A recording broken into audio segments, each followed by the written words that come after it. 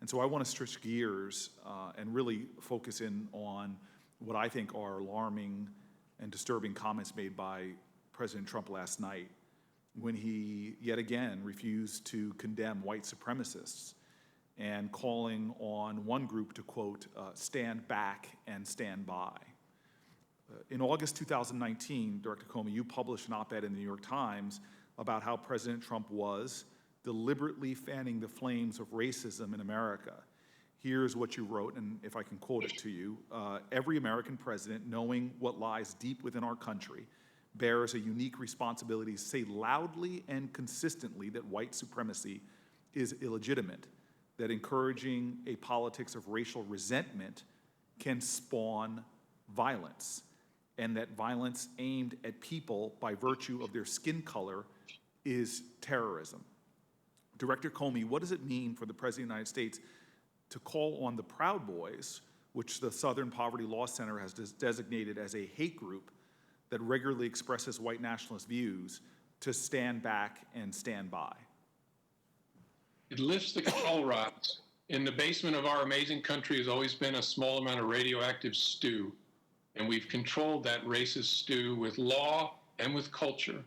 And when the President of the United States starts talking in that way about that kind of group, he's pulling out of that radioactive stew the control rods that we've used for 50 years to suppress racist violence. It is a deeply disturbing development, and I hope no matter what your politics are, you see it the same way.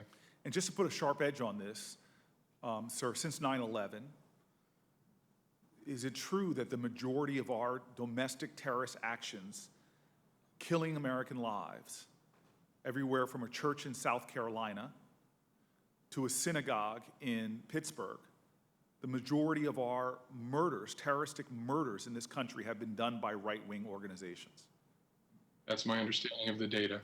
Domestic terrorism, domestic right-wing organizations feeding hatred and bigotry.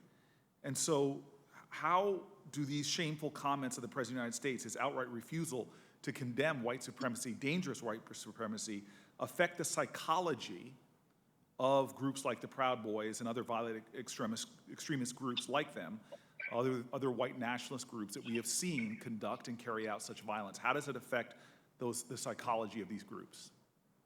It gives them license, and it makes them cool in the eyes of the people who make up that radioactive stew. And so it will attract more people to their warped view of the world and to their groups. It is a free pass to people that nobody wants in their communities. And I don't know whether today the president has tried to correct what he said, but I would sure hope he would. And Director Comey, you're not alone. You are not the first FBI director, nor the last FBI director to state plainly the dangers of white supremacy, of this kind of violence. Your successor, FBI Director Christopher Wray, recently testified that, quote, racially motivated violent extremism, primarily carried out by white supremacists, account for the majority of domestic terroristic threats.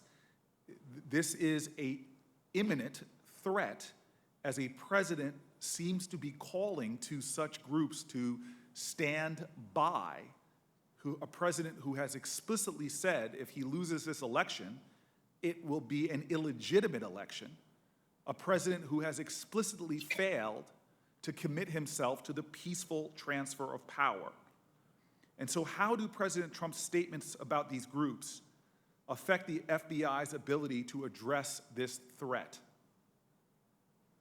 The FBI is fighting a fire of racist violence, and with words like that, the president is using a fire hose to spray gasoline on that fire.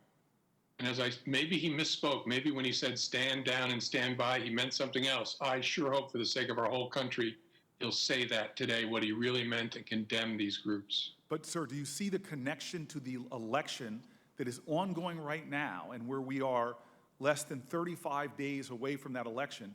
Do you have cause for not just concern, but real alarm about these groups being incited and motivated by the words of the President of the United States towards violent actions?